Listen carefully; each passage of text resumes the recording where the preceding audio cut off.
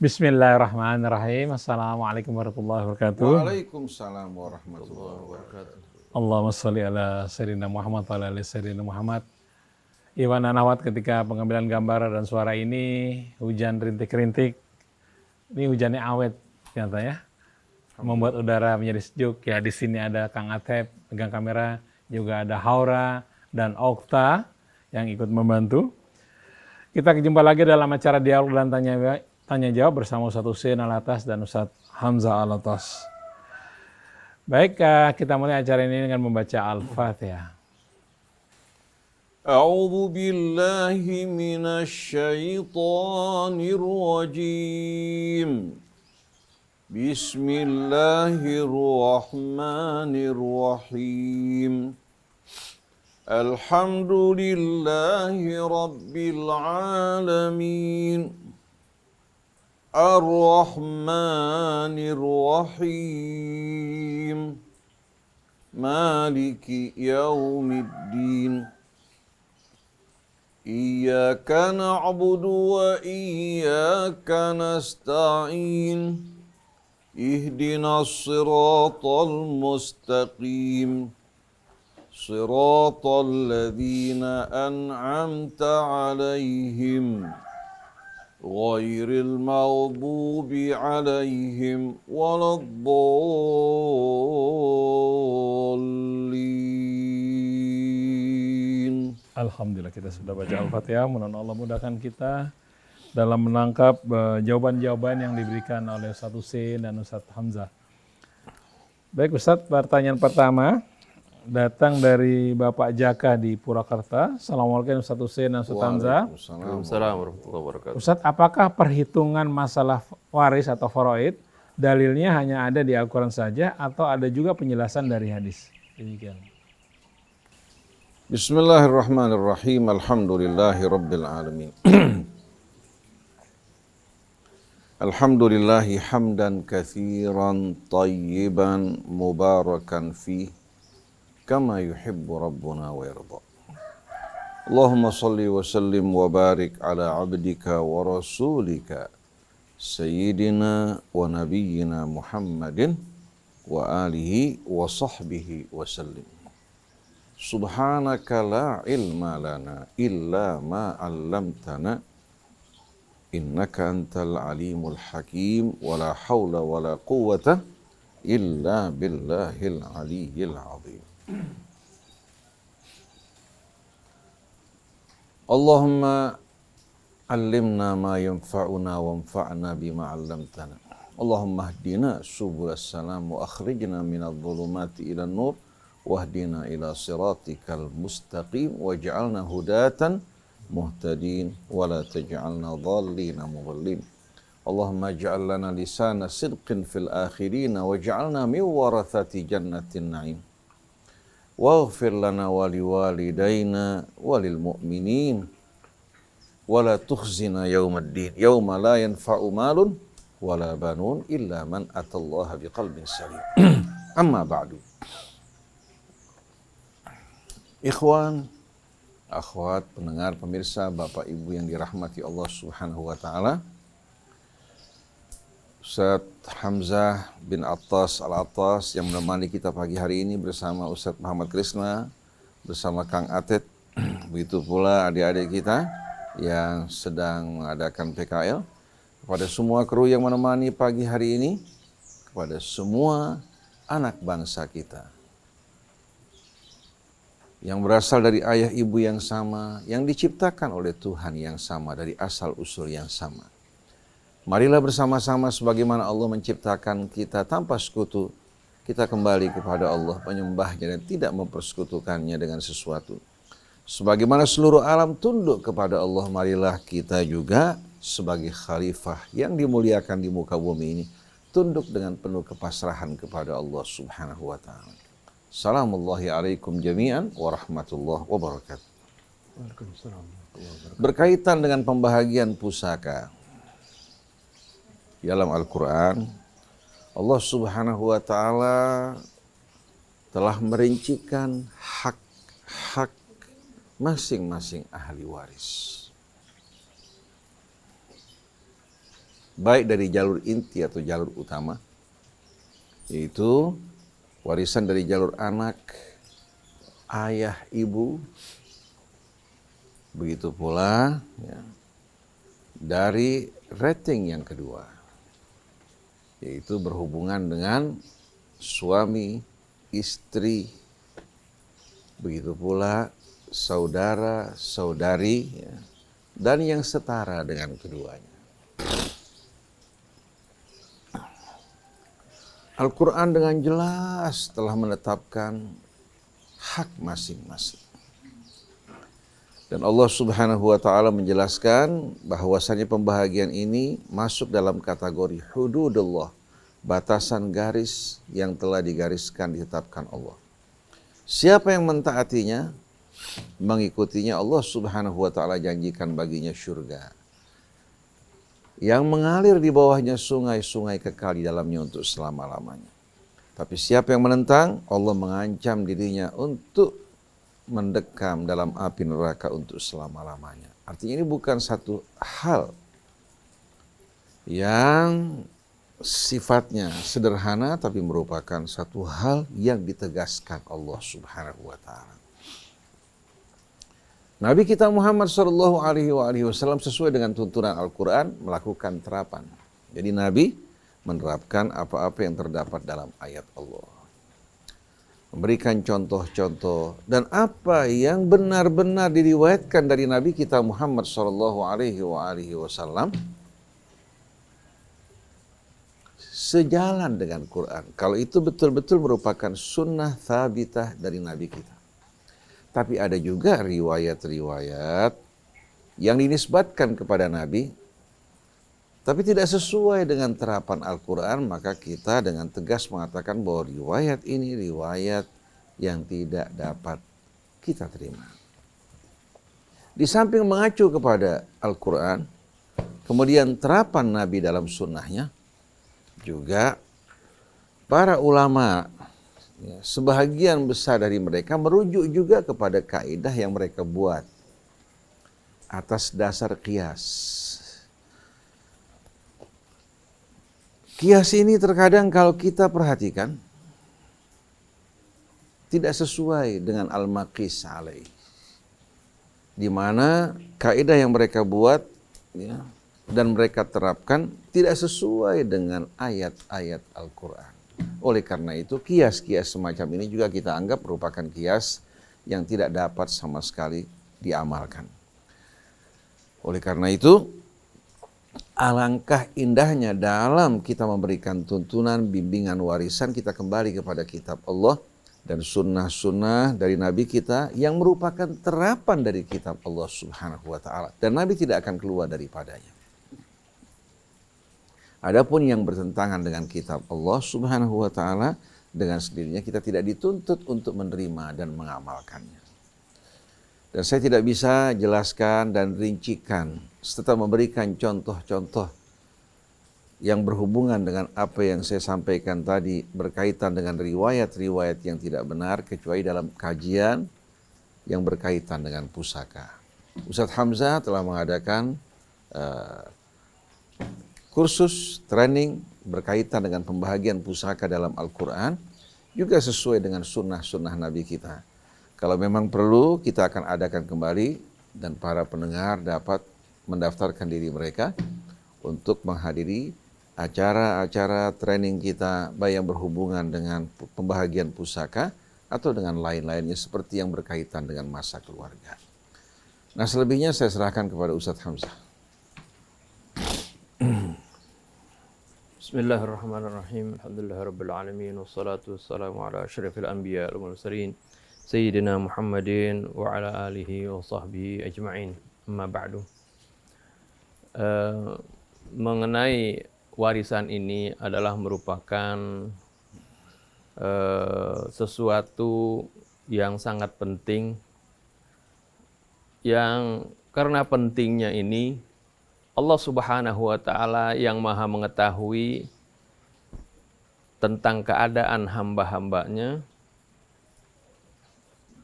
Dia yang mengetahui apa yang akan terjadi apabila seorang meninggal. pasti biasanya ada keributan, saling berebut masalah warisan. Oleh karena itu, di dalam Al-Quran ini, pembahasan mengenai waris ini sangat detail, ya, sangat rinci, ya, lebih rinci daripada pembahasan tentang sholat. Ya. Sholat, ya, terpisah-pisah, ya, perintahnya, tapi ini tentang waris dalam 2 halaman surat An-Nisa dijelaskan secara tuntas tentang warisan ini. Ya. Oleh karena begitu jelasnya, ya, tentang warisan ini, kalau kita mengacu kepada ayat-ayat Al-Quran ini, kemudian kita renungi, kita bisa pecahkan berbagai persoalan-persoalan, ya, maka dengan ayat Quran ini sudah menjadi terang semuanya. Ya. Maka dari itu, ya, kita yakini apapun yang diputuskan oleh Nabi daripada sunnah-sunnahnya mengenai warisan ini pasti sejalan dengan Al-Quran. Pasti sejalan dengan Al-Quran. Kalau ada ayat-ayat Al-Quran, ya, kalau ada maksud saya riwayat-riwayat hadis, ya, yang bertentangan dengan ketetapan Allah Subhanahu wa taala di dalam Al-Quran, maka pastinya itu bukan dari Nabi kita Muhammad sallallahu alaihi wasallam. Contohnya misalnya ada riwayat hadis yang terkenal mengenai pembagian harta waris ini. Dan justru dengan riwayat hadis ini akan menjadi penjelasan Al-Quran yang begitu simpel, yang kita bisa memecahkan berbagai persoalan hanya dengan penjelasan Al-Quran ini, jadi kacau. Yaitu riwayat hadis, ya, yang ini diriwayatkan katanya dari Abdullah bin Taus. Ya, Abdullah katanya meriwayatkan dari ayahnya Taus meriwayatkan dari Ibnu Abbas, ya, katanya ini dari Rasulullah. Sedangkan Ibnu Abbas sendiri tidak mengakui, ya, tidak pernah meriwayatkan hadis ini. Juga Tausnya juga mengatakan seperti itu. Tapi kok bisanya Abdullah bin Taus ini meriwayatkan hadis ini, yaitu hadisnya a'tul fara'idha haqqahu fama baqiya fali aula rajulin zakar. Berikanlah faraid itu arti ketentuan-ketentuan waris pada haknya. Kalau ada yang tersisa, maka berikan kepada laki-laki yang terdekat. Jadi dengan riwayat hadis ini, maka ketetapan Allah Subhanahu wa taala dalam Al-Qur'an yang begitu jelas menjadi rancu. Ya, padahal hadis ini tidak diakui oleh Ibnu Abbas. Jangankan oleh Ibnu Abbas, oleh Tawusnya sendiri yang merupakan ayah dari Abdullah ini, dia tidak mengakuinya. Ya, tapi hadis Abdullah ini juga menceritakan bahwa ayahnya tidak meriwayatkan ini. dia juga meriwayatkan. Jadi aneh gitu ya.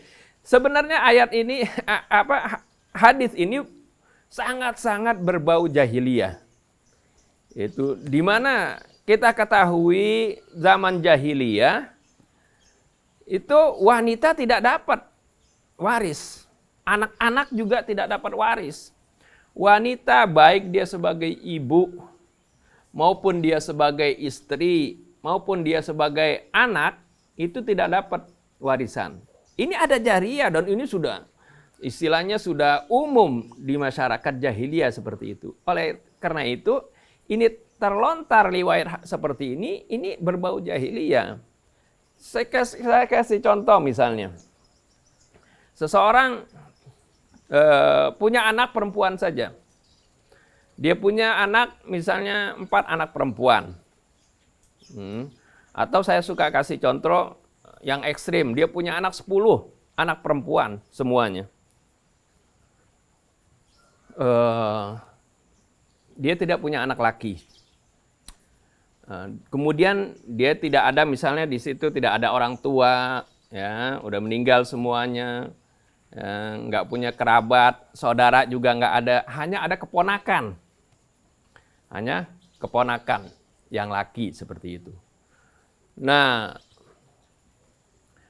katanya anak yang 10 ini cuman mendapat 2/3 dari harta warisan anak perempuan. Dibagi 10. Ya, jadi dan berdasarkan ayat Quran, fa in kunna nisaan fawqa thnataini falahunna thulutsa ma tarak. Jadi kalau anak-anak perempuan itu lebih dari 2, ya, 3 ke atas, 2 ke atas, itu mendapatkan 2/3. Fawqa thnataini artinya 2 ke atas, ya. Itu dia dapat 2/3 harta. Ya. 2/3 harta dibagi 10. Misalnya ada hartanya 900 juta. Ya. Itu 2/3-nya 600 juta kan. 600 juta dibagi 10 anak perempuan. Masing-masing dapat 60 juta. Kemudian yang 300 juta lagi di kemana? Berdasarkan hadis tadi katanya fama baqiya fali aula rajulin zakar. Maka sisanya tadi dikembalikan, diberikan kepada saudara terdekatnya yang laki-laki. Nggak ada tadi, dia nggak punya orang tua, nggak punya saudara, tapi ada saudara jauh. Keponakan misalnya. Atau tadi keponakannya, atau misalnya keponakan yang jauh, Atau amiknya. Maka yang sisa 1/3 tadi diberikan ke mereka. Sedangkan anaknya cuma dapat masing-masing 60 juta. Sedangkan orang yang jauh, yang penting laki-laki, ya, dia dapat 300 juta. Nah, apakah seperti ini? Ya. Jadi ini adalah riwayat hadis yang sangat-sangat berbau jahiliyah. Padahal ya ketika tidak ada saudara yang lebih dekat, yang istilah saya sering menyebutkan ini istilahnya ring 1, yang orang yang paling terdekat dari si mayit adalah, ya, orang yang paling terdekat dengan mayit adalah anak dan orang tua. Ya, Allah Subhanahu wa taala sebutkan abaukum wa abnaukum la tadruna ayyuhum aqrabu lakum naf'a. Nah, ayah-ayah kalian maupun anak-anak kalian, ya, kalian tidak tahu mana yang terdekat, yang paling besar kemanfaatannya buat kalian, karena ini adalah orang-orang terdekat buat kalian. Istilahnya ring 1. Selama masih ada ring 1, yaitu anak-anak tadi, walaupun dia anak perempuan, ya, maka harta warisan itu tidak loncat ke ring 2, ring 3 yang jauh-jauh. Maka sisanya adalah dikembalikan lagi ke mereka. Ya, berdasarkan ayat firman Allah juga, wa ulul arhami ba'dhum aula bi ba'din. Ya, orang yang memiliki hubungan rahim itu, ya, mereka itu lebih utama, sebagian mereka lebih utama dari sebagian lain. Jadi ada prioritas di sana. Ya. Nah ini kalau dikatakan ada riwayat hadis memang ada, tapi ketika riwayat hadis tersebut bertentangan dengan ayat Al-Quran, maka ya, riwayat itu ya, perlu kita singkirkan. Kita gunakan ayat Quran ini sebagai tolak ukur, sebagai patokan. Ini penting sekali. Ya. Kenapa Allah Subhanahu wa taala rinci masalah warisan ini? Karena yaitu sudah dirinci saja masih dibikin kacau masalah warisan. Masalah warisan ini dengan riwayat hadis tadi, jadi ilmu faraid itu jadi begitu ruwet, begitu rumit. Tapi kalau kita pelajari dari Al-Quran, begitu simpel. Makanya saya berani mengatakan, kita training 3 jam, kita bisa paham ilmu faraid. Tinggal kemudian latihan aja. Contoh soal itu bisa kita pecahkan berbagai persoalan faraid dengan pedoman ayat Al-Quran dari ayat 7 sampai 14. Allah subhanahu wa ta'ala. Tambahkan sedikit ya. Bismillahirrahmanirrahim. Apa yang disampaikan Ustaz Hamzah tadi sangat menarik sekali ya. Jadi Ibnu Abbas dipaksa untuk apa? Mengucapkan sesuatu yang tidak diucapkan. Taus juga seperti anaknya bilang, Abdullah bin Taus, ayah saya tidak pernah meriwayatkan hal ini. Berarti ini jelas-jelasnya merupakan hadis buatan. Dan yang berbicara seperti ini bukan kita. Ibnu Hajar al-Asqalani menerangkan hal ini. Tahu-tahu hadis yang dipertanyakan, keabsahannya dijadikan dasar untuk pembahagian faraid yang langsung menjadi apa? Wewenang Allah untuk menetapkannya. Nah, saya tambahkan contoh lagi biar lebih jelas buat para pendengar. Ada seorang meninggal dunia. Kebetulan dia tadinya punya anak, 1 laki-laki, ada 2 perempuan. Mereka semua meninggal dunia. Memiliki cucu. Yang laki-laki punya anak, yang 2 perempuan punya anak.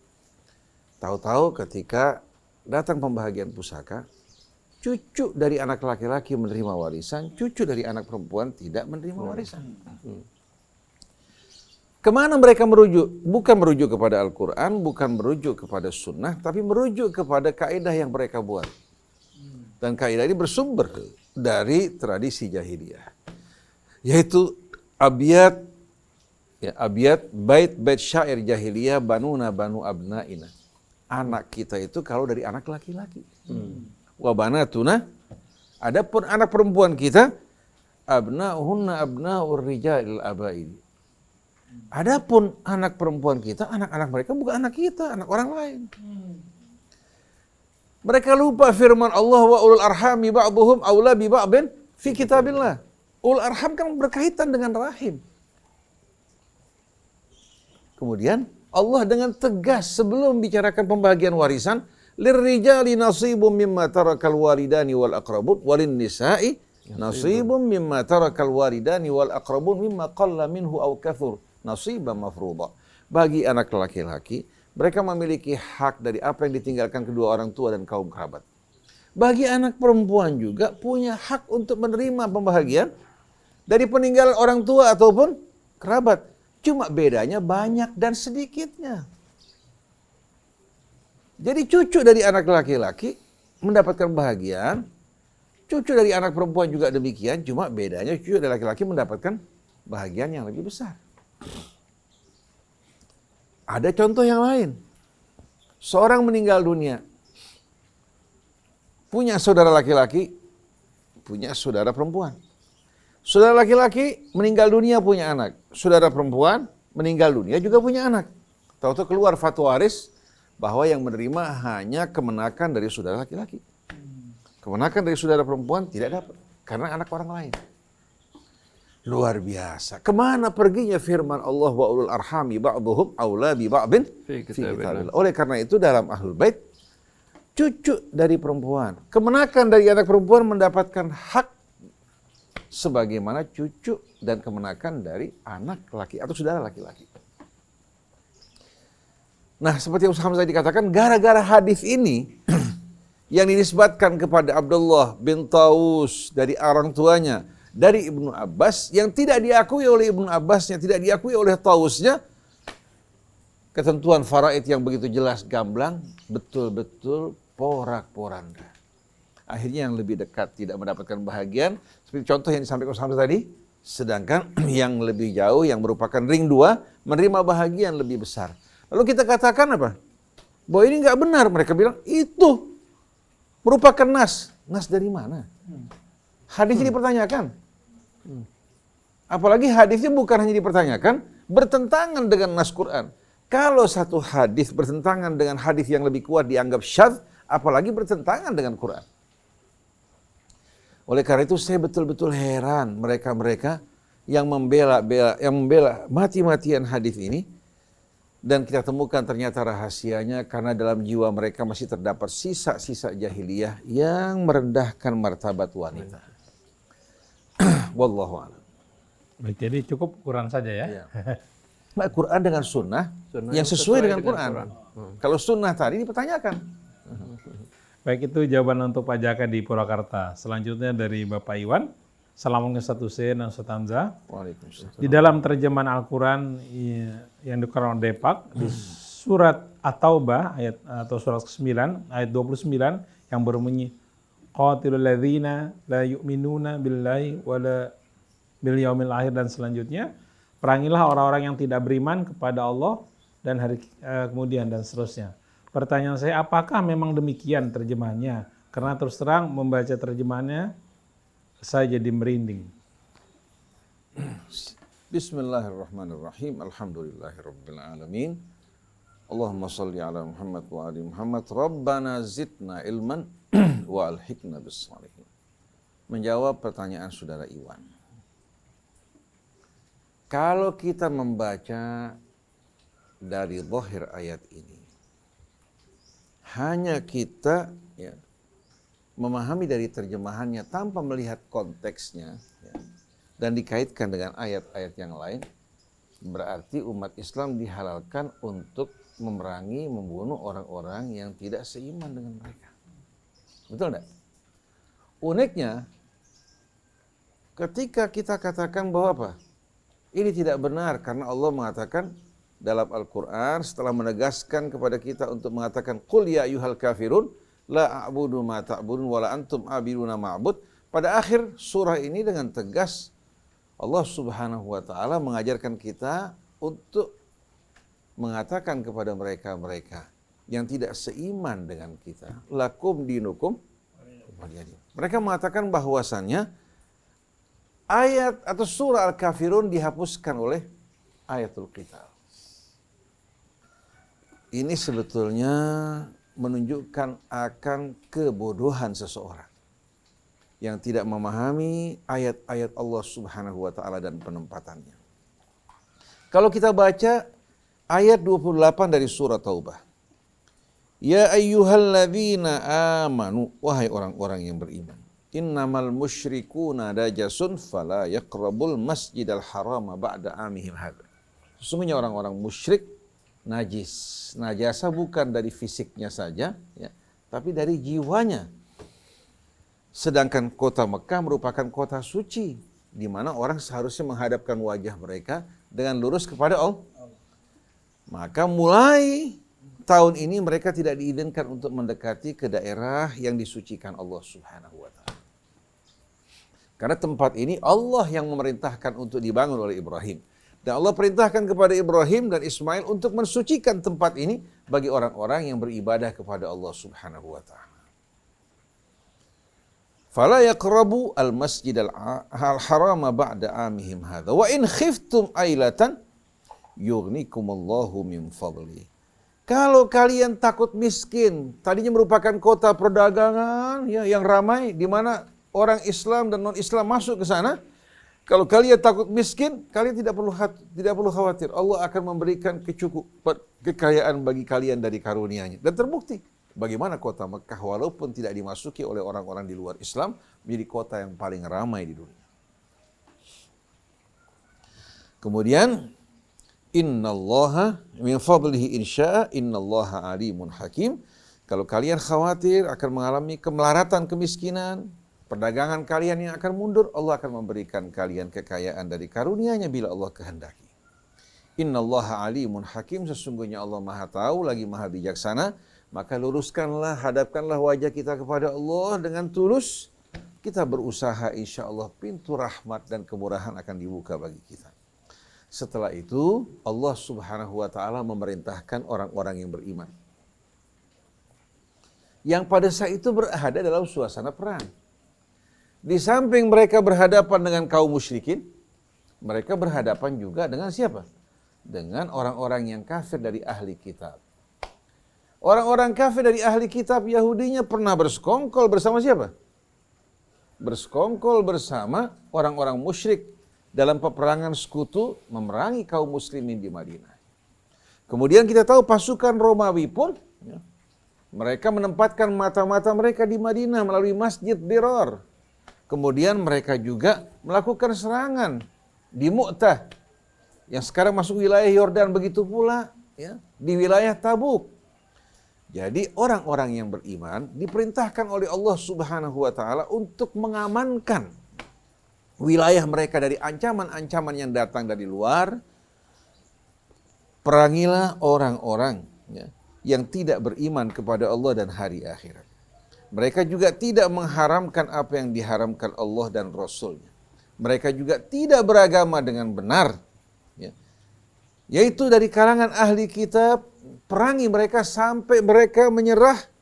Akhirnya mereka membayar upeti dalam keadaan hina. Kenapa mereka diperangi? Karena mereka mengangkat senjata memerangi kaum muslimin dan memerangi Rasulullah Shallallahu Alaihi Wasallam. Bukan Nabi yang memulai serangan terhadap mereka. Wahum saghirun. Jadi perangi mereka hingga mereka menyerah, membayar upeti atau pajak ya untuk melindungi mereka, dan mereka dalam keadaan hina. Kalau mereka tidak mengganggu hidup damai bersama kaum muslimin, tidak mungkin mereka akan diperhinakan. Kemudian yang diperhinakan bukan semua ahli kitab, tapi yang mengangkat senjata, yang melakukan apa? Tindakan-tindakan agresi. Adapun orang-orang yang tidak berdosa tidak akan diperlakukan dengan hina. Setelah itu kita lihat pada ayat ini ya, dalam surat Taubah untuk membuktikan bahwasannya ini bukan berarti mengizinkan orang-orang yang beriman untuk memerangi orang-orang musyrik atau memerangi ahli kitab ya. Secara umum kita bisa buka ayat 6 surah Taubah. Wa in ahadun minal musyrikin istajaraka fa'ajirhu hatta yasma'a kalam Allah thumma ablighu ma'manah dzalika bi annahum qaumul la ya'lamun. Kalau ada seorang musyrik, ini bukan ahli kitab nih. Ahli kitab tempat kedudukan mereka tempat yang khusus di tengah-tengah kaum muslimin. Ini orang-orang musyrik. Kalau ada seorang musyrik memohon perlindungan kepadamu, wahai Rasulullah, memohon perlindungan kepada orang-orang yang beriman, fa'ajirhu, lindungi dirinya. Dia terancam oleh keluarganya, terancam oleh berbagai macam ancaman, datang berlindung kepada kaum muslimin, Allah perintahkan lindungi dirinya. Thumma ablighu ma'manah.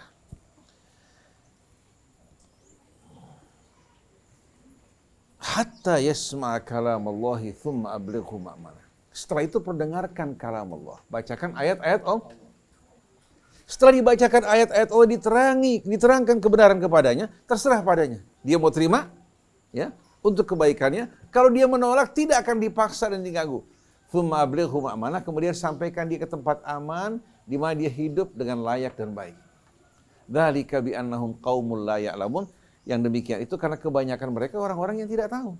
Jadi yang tidak tahu diberitahukan, setelah diberitahukan menjadi pilihan dia. Allah tidak memerintahkan kita untuk memaksa orang di luar Islam untuk beriman kepada kita. Jadi ayat tadi bukan berarti ya membuka seluas-luasnya bagi kaum muslimin untuk memerangi orang-orang musyrik atau ahli kitab ya yang tidak beriman kepada Allah dan Rasul-Nya, tapi khusus karena ayat-ayat ini turun konteksnya peperangan dan menghadapi orang-orang yang melakukan agresi dan serangan terhadap kaum muslimin dan perbuatan khianat mereka yang bekerja sama dengan musuh-musuh kaum muslimin, maka untuk mengamankan wilayah Islam, mengamankan juga kaum muslimin, Allah perintahkan orang yang beriman untuk memerangi mereka. Begitu juga firman Allah Subhanahu wa taala pada surat Taubah ya, yang sering kali disalah tafsirkan, qatilul musyrikina kaffatan kama yuqatilunakum kaffah. Di terjemahannya, perangilah seluruh orang-orang musyrik sebagaimana mereka memerangi kalian seluruhnya. Padahal terjemahan ayat ini tidak seperti itu. Qatilul musyrikina kaffatan, ya. Perangilah orang-orang musyrik. Kaffatan di sini kembali kepada apa? Kepada orang yang beriman. Maksudnya bersatulah kalian dalam memerangi orang musyrik sebagaimana mereka bersatu dalam memerangi kalian. Jangan kalian terpecah belah. Akhirnya mereka yang bersatu kuat, kalian yang berpecah belah dengan mudah dikalahkan. Bukan berarti perangi dan bunuh semua orang musyrik. Sebagaimana mereka juga memerangi kalian seluruh, tidak. Tapi kafatan di sini bukan hal bagi orang-orang musyrik, tapi dia hal bagi apa? Bagi orang-orang yang beriman. Diperintahkan agar mereka bersatu dalam memerangi orang-orang musyrik yang memerangi mereka sebagaimana mereka bersatu dalam memerangi kalian. Jadi kalau seandainya orang membaca ayat-ayat Al-Quran yang berhubungan dengan peperangan, lalu ditempatkan pada tempatnya masing-masing, tidak akan menimbulkan pemahaman-pemahaman yang ekstrim yang keluar dari kebenaran. Maka untuk menegaskan, menjelaskan masalah yang lebih jelas, insya Allah kita akan sampaikan kajian dalam Ulumul Quran berkaitan dengan al-jihad wal qital fil Islam, jihad dan peperangan dalam Islam. Insya Allah mungkin kita akan sampaikan pada hari Selasa, ya, atau kita sampaikan pada hari Rabu. Wallahu a'lam. Seterusnya Ustaz Hamzah. Ya, dari apa yang dijelaskan Ustaz Hussein tadi, kita harus ketika kita baca ayat-ayat seperti ini adalah bagian dari ayat-ayat pada saat perang, ya. Jadi saya juga sudah kumpulkan itu ayat-ayat perang dalam Al-Quran. Nah ini jadi ketika kita baca ayat-ayat perang, ya, jangan dianggap ini diterapkan pada saat keadaan damai seperti itu. Tadi di antara ayat dalam surah At-Taubah, lihat. Antara ayat 5 dan 6 saja, kalau kita baca secara tersendiri seolah-olah ada tanakut, ada perbedaan, ada kontradiksi. Lihat, di ayat 5 diperintahkan faqtulul musyrikina haitsu wajadtumuhum. Ya, fa idzan salakhal ashhurul hurum faqtulul musyrikina haitsu wajadtumuhum wa khudhuhum wahsuruhum waq'udu lahum kulla marsad. Ya, kalau udah selesai bulan-bulan haram, ya, bunuhlah kaum musyrikin di mana saja kamu dapati. Lihat, kalau ketemu orang, kan ini bulan Ashhurul Hurum kita udah tahu, ya, Dzulqa'dah, Dzulhijjah, Muharram dan Rajab. Ini bulan Ashhurul Hurum, ini bulan yang dihormati.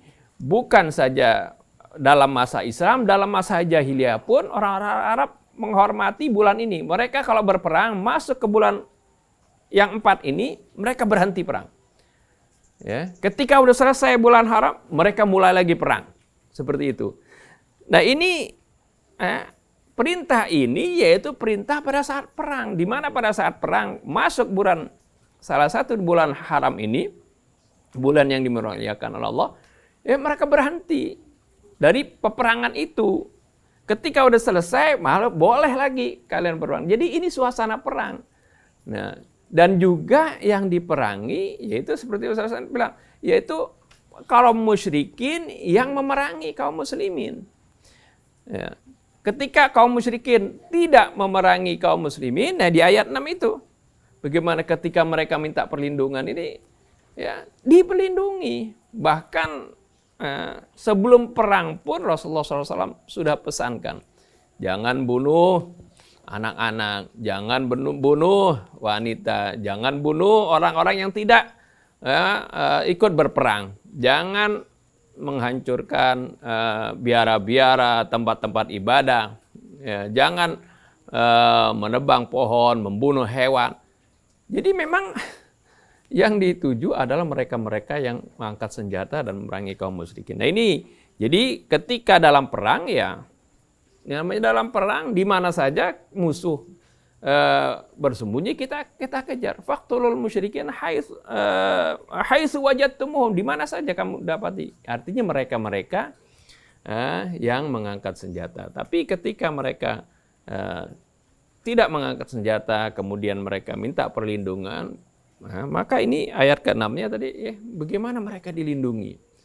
Ketika dibacakan ayat Quran, mereka sudah dengar ayat Quran, itu terserah mereka. Apakah mereka mau beriman atau tidak. Tidak dipaksa mereka supaya beriman. Oh, kalau kamu beriman baru saya amankan kamu. Ya. Kalau enggak saya tembak misalnya. Tidak seperti itu. Malah ditaruh di tempat yang aman supaya dia tidak mendapatkan gangguan.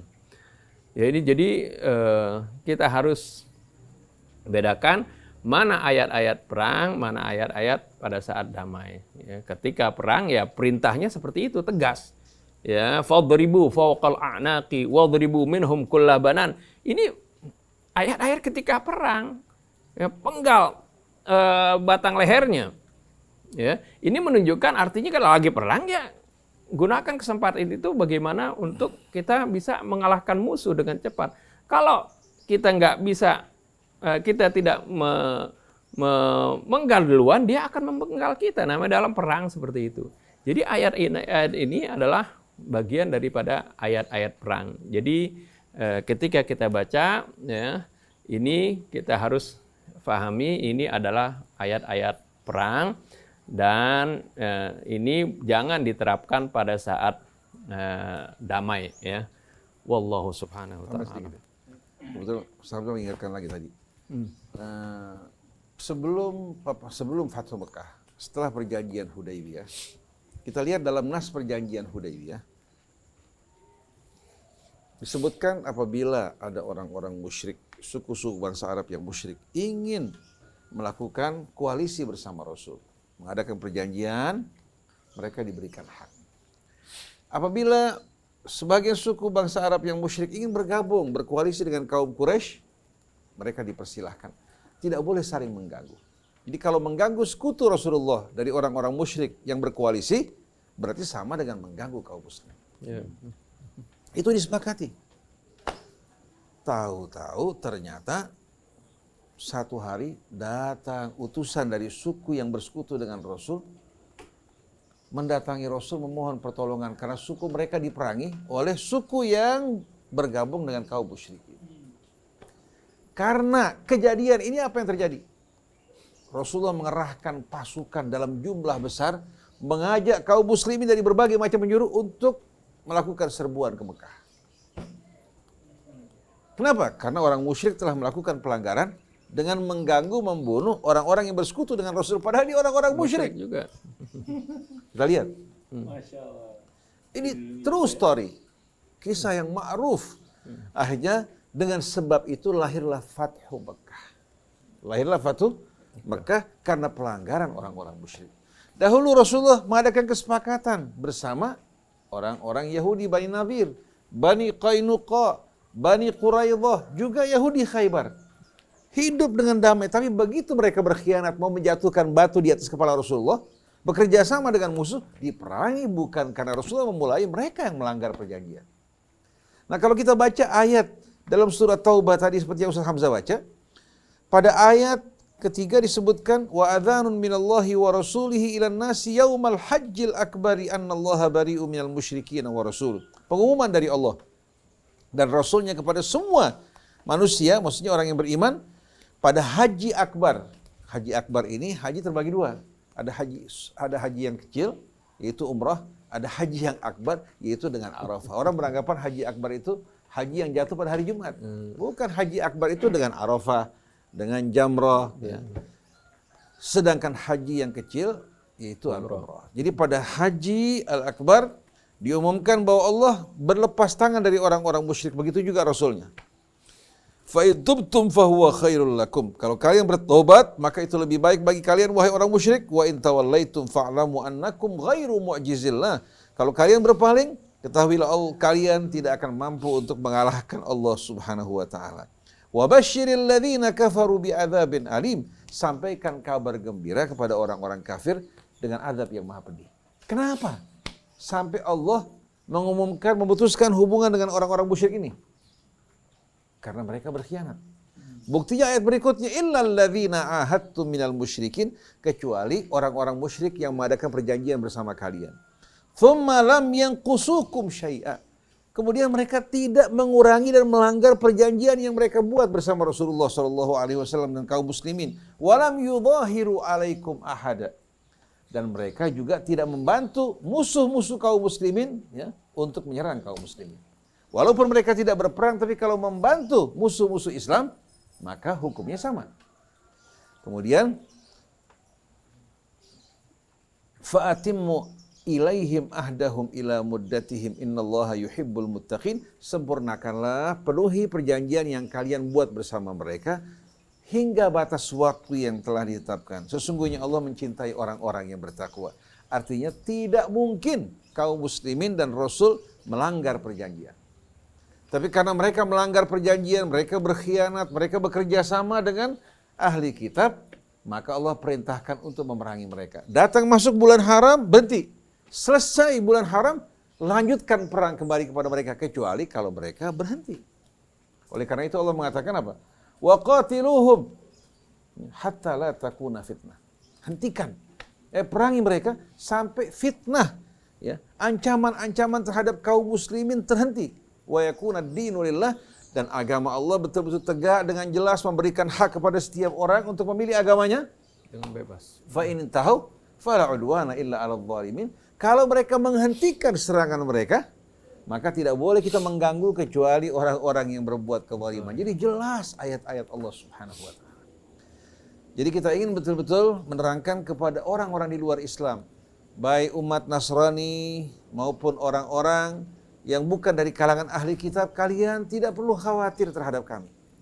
Dan apa yang kami sampaikan bukan kepura-puraan. Kalian tidak perlu khawatir bahwa kami akan menyerang kalian, mengganggu kalian, menghalalkan darah kalian, kecuali kalau kalian mengangkat senjata memerangi kami, maka kami dipaksa untuk membela diri ya, dan menghentikan perbuatan kalian. Tapi kalau kalian hidup bersama kami, kehormatan kalian terjaga. Begitu pula darah kalian, harta kalian, dan haram hukumnya mengganggu orang-orang yang tidak berdosa. Fa in intahau fala udwana illa 'alal zalimin. Wallahu a'lam. Assalamualaikum Ustaz Husein dan Ustaz Hamzah. Waalaikumsalam. Ustaz, di surat Al-Baqarah ayat 143, wa kadzalika ja'alnakum ummatan wasatan litakunu syuhada 'alan nas, dan selanjutnya. Apa yang dimaksud dengan ummatau wasatau, itu pertanyaannya. Allah berfirman di dalam surat Al-Baqarah, wa kadzalika ja'alnakum ummatan wasata. Demikianlah kami jadikan kalian ummatan wasata. Kata wasat dalam bahasa Arab ya, sesuatu yang berada di tengah-tengah di antara apa? Di antara dua hal. Itu kata wasat. Wasatul Madinah artinya di tengah-tengah kota atau pusat kota. Nah, Allah Subhanahu wa taala memberikan gambaran yang amat indah. Wa kadzalika ja'alnakum ummatan wasata. Kami jadikan kalian ummatan wasata, yang berada pada posisi inti, pusat sentral yang utama. Maksudnya apa? Diterangkan kelanjutannya, litakunu syuhada 'alan nas wa yakuna ar-rasulu 'alaikum syahida. Di mana peran kalian ini peran yang amat mulia. Kalau nabi-nabi Bani Israel meninggal, digantikan oleh nabi berikutnya. Hingga umat Bani Israel selalu dipimpin oleh nabi-nabi mereka. Tapi nabi kita yang merupakan nabi terakhir, begitu beliau wafat, maka amanat diserahkan kepada umatnya yang mau tampil untuk apa? Untuk menjadi saksi dan menyampaikan amanat di tengah umat. Litakunu syuhada 'alan nas, agar kalian, wahai sebaik-baiknya umat yang dipilih oleh Allah Subhanahu wa taala, berperan sebagai saksi bagi manusia, memberikan betul-betul contoh, gambaran yang amat indah mengenai Islam. Islam yang merupakan rahmatan lil alamin, Islam yang mencintai keadilan, yang memperjuangkan kebenaran, memerangi yang mungkar dengan akhlak, dengan amal dan karya yang jelas, bukan hanya sekedar slogan-slogan yang diucapkan. Lalu wa yakuna ar-rasulu 'alaikum syahida, sedangkan Rasul menjadi saksi bagi kalian. Kalian mencontoh Rasul, kalian meneladani Rasul, ya. Kalian diilhami oleh Rasul dengan ayat-ayat Alkitab yang dibacakan, lalu kalian turun di tengah-tengah umat menjadi saksi dan contoh yang sebaik-baiknya. Oleh karena itu misi Rasul, Allah Subhanahu wa taala sebutkan dalam Al-Qur'an, inna arsalnaka syahidan wa mubashshira wa nadhira. Kami mengutus engkau wahai Rasulullah sebagai saksi bahwa Allah telah memberikan petunjuk, telah memberikan peringatan, telah menurunkan kitabnya, telah menyampaikan kabar gembira dan peringatan. Sebelum Rasulullah wafat, Rasulullah mengumumkan di Hajjatul Wada, bukankah aku telah menyampaikan kepada kalian risalah Allah? Mereka mengatakan, qalu syahidna. Qalu bala syahidna. Kami bersaksi ya Rasulullah, kamu telah menyampaikan. Rasulullah mengatakan, ala hal ballagat. Ya. 3 kali Rasulullah mengatakan, mereka mengatakan, qalu bala syahidna. Lalu Rasulullah mengatakan, hendaknya yang hadir pada hari ini menyampaikan kepada mereka yang tidak hadir. Berarti Rasulullah SAW telah melaksanakan tugasnya menyampaikan kesaksiannya. Nah setelah Rasulullah wafat, umat-umat yang ada ini membutuhkan saksi-saksi yang hidup. Al-Quran sebagai pedoman pada masa hidup Rasul, didampingi oleh Rasul. Kemudian orang yang meneruskan Rasul setelah itu. Lalu saat ini, kita butuh kepada orang-orang yang betul-betul ya, dapat hidup diilhami oleh Al-Quran, oleh petunjuknya, meneladani Rasul, kemudian menjadi saksi di tengah-tengah umat, bukan membiarkan justru mereka-mereka yang seringkali menggunakan agama, memanfaatkan agama untuk tujuan-tujuan pribadi atau kepentingan-kepentingan kelompok yang merusak dan mencederai citra Islam yang amat indah dan membuat keharumannya hilang. Jadi wa kadzalika ja'alnakum ummatan wasata. Demikianlah kami jadikan kalian sebagai ummatan wasata. Ini peran inti yang penting di mana Nabi telah kembali ke sisi Allah, lalu peran ditinggalkan bagi umat yang mau tampil untuk betul-betul menjadi saksi di tengah-tengah umat. Wal takum minkum ummatun yad'una ilal khairi wa ya'muruna bil ma'ruf wa yanhauna 'anil munkar wa ulaika humul muflihun. Begitu juga kuntum khaira ummatin ukhrijat lin-nasi ta'muruna bil ma'ruf wa tanhauna 'anil munkar wa tu'minuna billah. Jadi litakunu syuhada 'alan nas wa yakuna ar-rasulu 'alaikum syahida, agar kalian menjadi saksi di tengah-tengah umat dengan menyampaikan amanat Allah, menyampaikan petunjuk Allah Subhanahu wa taala, dan kalian menjadi contoh di tengah-tengah mereka sedangkan Rasul sebagai saksi bagi kalian. Dalam surah yang lain Allah Subhanahu wa taala juga menerangkan hal ini. Yaitu pada suratul Hajj ayatnya ayat 78. Wajahidu fillahi haqqa jihadi. Berjuanglah kalian di jalan Allah.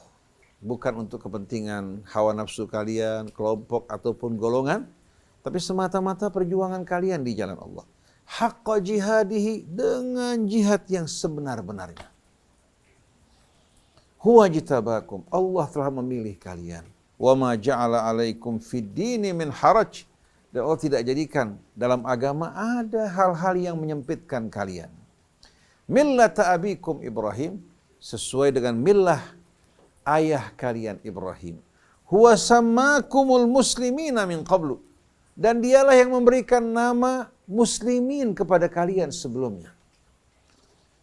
Kata pengganti bisa kembali kepada Allah, bisa kembali kepada siapa? Kepada Ibrahim. Tapi kalau kita lihat ayat-ayat Al-Quran dalam suratul Baqarah yang memberikan wasiat kepada anak-anak, kita temukan bahwasannya Ibrahim yang berkata kepada mereka, wa wassa biha Ibrahimu banihi wa Yaqubu ya baniya innallaha astafa lakumuddin fala tamutunna illa wa antum muslimun. Ibrahim yang memberikan kalian nama muslimin sebelumnya. Arti sebelum Nabi kita, sebelum umat Nabi kita, Ibrahim mengajak keturunan dan pengikutnya semuanya untuk menjadi ummah yang berserah diri kepada Allah Subhanahu wa taala. Nah, kita lanjutkan, wa fi hadza liyakuna ar-rasulu syahidan 'alaikum wa takunu syuhada 'alan nas. Dalam hal ini agar Rasul menjadi saksi atas kalian. Dengan kehidupannya, dengan ketauladannya, dengan ayat-ayat Quran yang disampaikan, menjadi saksi bahwa Allah telah memberikan peringatan dan kabar gembira kepada kalian. Kemudian wa takunu syuhada'a 'alan nas, sedangkan kalian dengan meneladani Rasul menjadi saksi di tengah-tengah umat manusia. Fa aqimus salata wa atuz zakat, dirikan salat, keluarkan zakat, wa'tasimu billahi huwa maulakum, berpeganglah kalian kepada Allah, kepada talinya, kepada kitabnya. Dialah pelindung kalian. Fa ni'mal maula wa ni'man nasir. Dialah sebaik-baiknya maula, pelindung, dan sebaik-baiknya penolong. Ini merupakan janji Allah Subhanahu wa ta'ala. Dan al-wasatiyah ini merupakan ciri dari ajaran Nabi kita Muhammad sallallahu alaihi wasallam. La syarqiyah wala gharbiyah, la tafrit wala ifrat, berada di tengah-tengah betul-betul, penuh keseimbangan, sebagaimana aturan dan hukum yang mengendalikan alam raya dan seluruh isinya. Was-samaa'a rafa'aha wa wada'al mizan alla tatghaw fil mizan. Keluar dari ajaran dan tuntunan ini, kita akan masuk dalam ekstrem kanan maupun ekstrem kiri. Akhirnya menjerumuskan kita ke dalam jurang. Maka marilah bersama-sama kita menyambut seruan Allah Subhanahu wa ta'ala. Wallahu a'lam. Baik, pertanyaan berikutnya dari Bapak Imran di Lampung. Assalamualaikum Ustaz Hussein dan Ustaz Hamzah. Waalaikumsalam. Ustaz, kenapa Allah di Al-Quran selalu menggunakan kata kami atau nahnu dalam menyebutkan dirinya? Bismillahirrahmanirrahim. Allahumma shalli wa sallim ala sayyidina Muhammadin wa ala sayyidina Muhammad. Allah Subhanahu wa taala sering menggunakan kata dhamir nahnu yang artinya kami. Itu bukan berarti Allah Subhanahu wa taala berbilang. Kan ini sudah tegas-tegas Allah Subhanahu wa taala menyebutkan qul huwallahu ahad Allahus samad lam yalid wa lam yulad wa lam yakul lahu kufuwan ahad. Tegas ini Allah Subhanahu wa taala adalah esa. Ya. Kenapa kok Allah Subhanahu wa taala sering menggunakan kata nahnu, kata kami ya, di dalam firman-firman-Nya? Ini tiada lain ya, Allah Subhanahu wa taala mengikut sertakan dalam makna kami ini, artinya di dalam apa yang Allah Subhanahu wa taala terangkan tersebut pasti ada peran serta dari makhluknya.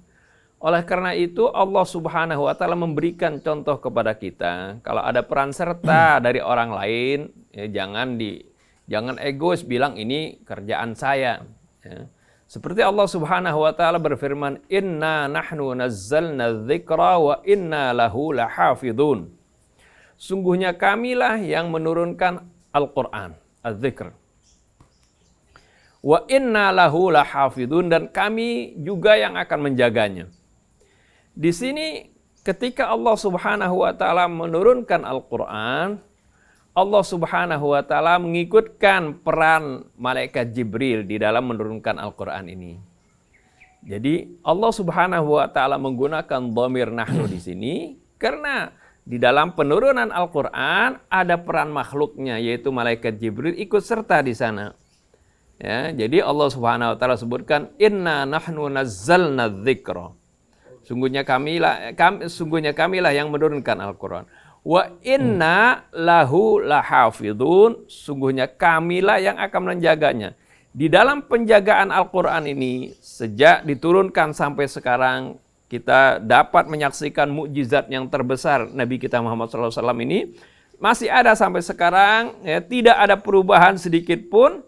Ya, artinya dalam intinya, ya, itu adalah berkat penjagaan Allah Subhanahu wa taala, yang Allah di mana dalam penjagaan ini Allah ikut sertakan para hambanya, di antara yaitu para hufadz Quran. Mereka juga ini adalah mereka orang-orang yang termasuk menjaga keaslian Al-Quran, keotentikan Al-Quran. Jadi kalimat atau dhamir nahnu ini Allah gunakan ini juga sebagai pendidikan buat kita. Kalau kita melakukan sesuatu ya, di mana ya misalnya seorang pimpinan ya membangun suatu sekolah ya, kalau itu ada peran serta dari masyarakat yang ikut di sana, jangan dibilang ini saya sendiri yang bangun seperti itu.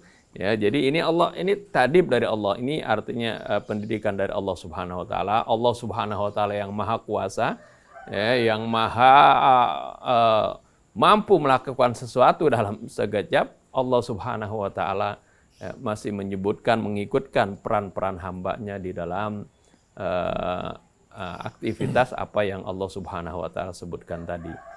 Wallahu a'lam. Bismillahirrahmanirrahim.